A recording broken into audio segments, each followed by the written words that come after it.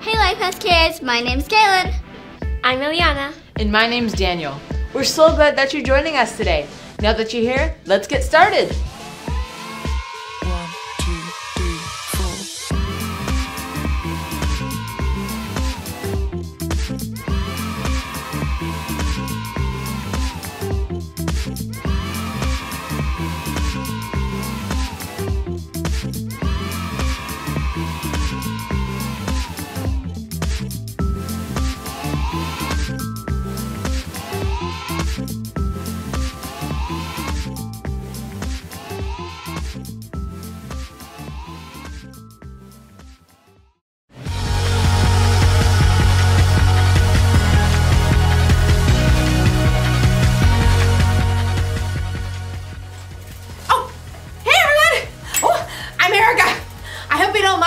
Shape while we do this. Exercise is important, you know, or of course. I mean, I'd rather be riding my bike outside right now, but the weather isn't cooperating. But that's okay, because I can ride this bike inside! Ooh, see that? I'm showing contentment. Contentment is learning to be okay with what you have. So, I'm okay with this stationary bike. You know, they've made all kinds of advancements with stationary bikes. I want one of those bikes that has all those different settings where you can make it feel like you're going like uphill or downhill. Whee! No, you know what I really want? I want one that has a TV screen in the front so it looks like you're riding a bike through mountains or next to the ocean. Maybe I can use my laptop! Paris, France. C'est magnifique! Ooh! I want a bike that comes with a built-in trainer! Someone to like pump me up while I ride! Come on, Erica! You can do it! That bike won't pedal itself! Yeah! Move! I can do it! Move! Yell at me some more! Too bad all I got is this old thing. All it does is pedal. In today's story, we'll hear about a king who always wanted more and more and more. I kind of feel like him right now. It's not fun.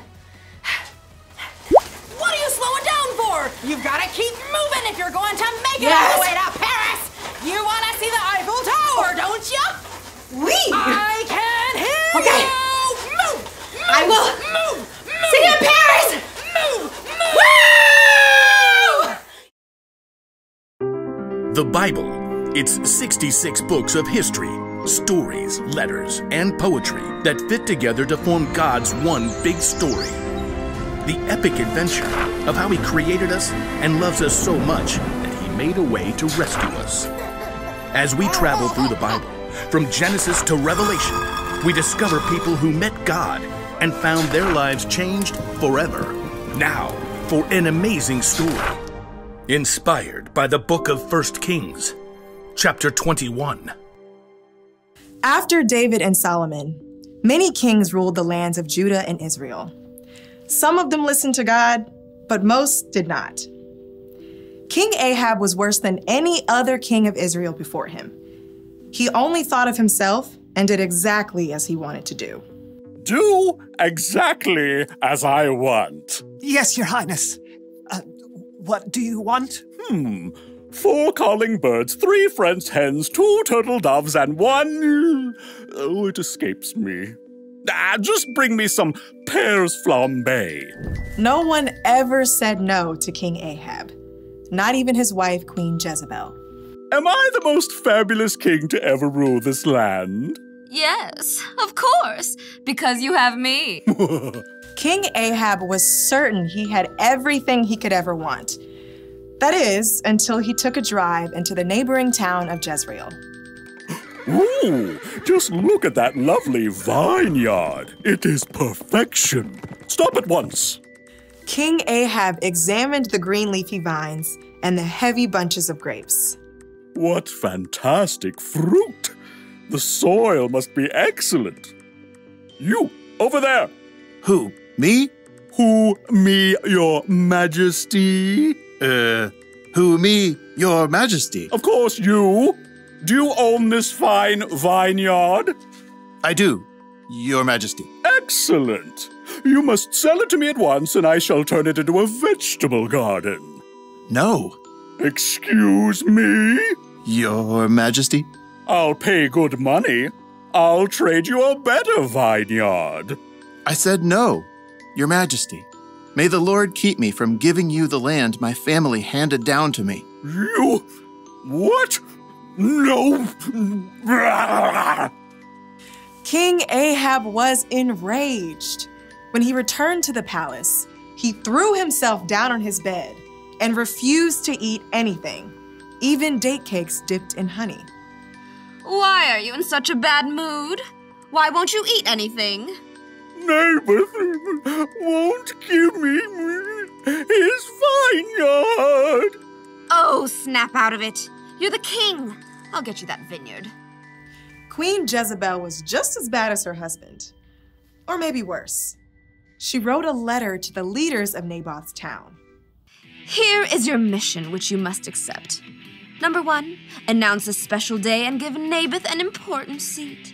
2, have 2 bad guys sit across from Naboth and claim that he cursed God and the king. 3, drag Naboth out of the city and throw stones at him until he dies. That should clear. Queen Jezebel sent her message, and the leaders of Naboth's town followed it to the letter. Tell the queen, mission accomplished. Queen Jezebel was delighted by this terrible news and immediately went to find King Ahab. Oh, woe is me. Naboth won't give me. Get up! Take over Naboth's vineyard. He's dead. What? Mine! All mine! King Ahab ordered his chariot and set off at once for Jezreel. We'll rip out these annoying vines, plant peas, parsnips, potatoes. But even as Ahab garden partied, God spoke to the prophet Elijah. Go down to see Ahab. You will find him in Naboth's vineyard. Ahab has gone there to take it over. God gave Elijah a special message for the king. Elijah had faced Ahab before and knew the king would not be pleased to see him. Okay, here goes. Elijah traveled to Jezreel and found Ahab in the vineyard. Pull out that row of vines. Dig up the soil. King Ahab. The king turned. His eyes narrowed as he spied Elijah. My enemy, you found me. The Lord says, haven't you murdered a man? Haven't you taken his property? No, not me personally. And now he doesn't need it anymore. So you've done what is evil in the sight of the Lord. The Lord says, I am going to bring horrible trouble on you. You have caused Israel to sin. Oh. For once, Ahab listened to a message from God. He tore his clothes, a sign of great sorrow for what he had done. He put on the clothing people wore to show sadness. No food. Not even date cakes dipped in honey? Not even date cakes dipped in honey. King Ahab and Jezebel had made themselves miserable, taking more and more. And in the end, both of them paid for it.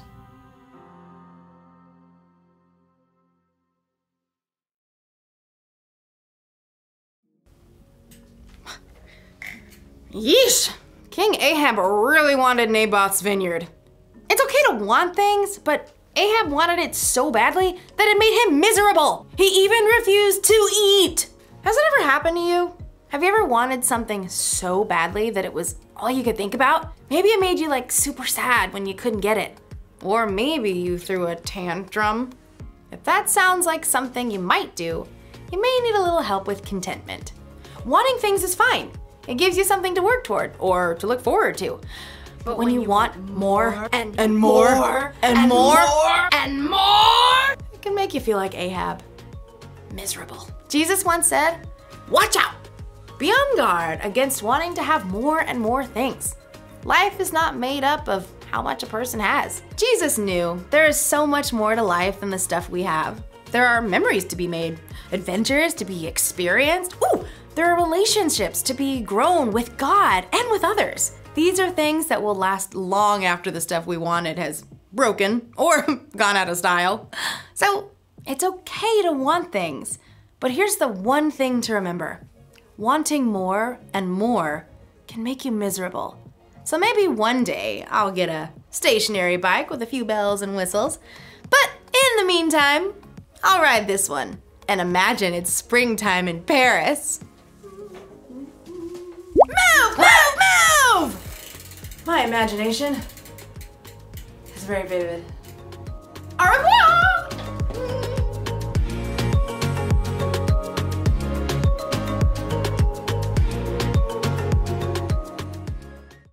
And that's all for today, everyone. If you're watching from home, thanks for joining us. If you're at one of our campuses, get ready to talk about individuality a little more.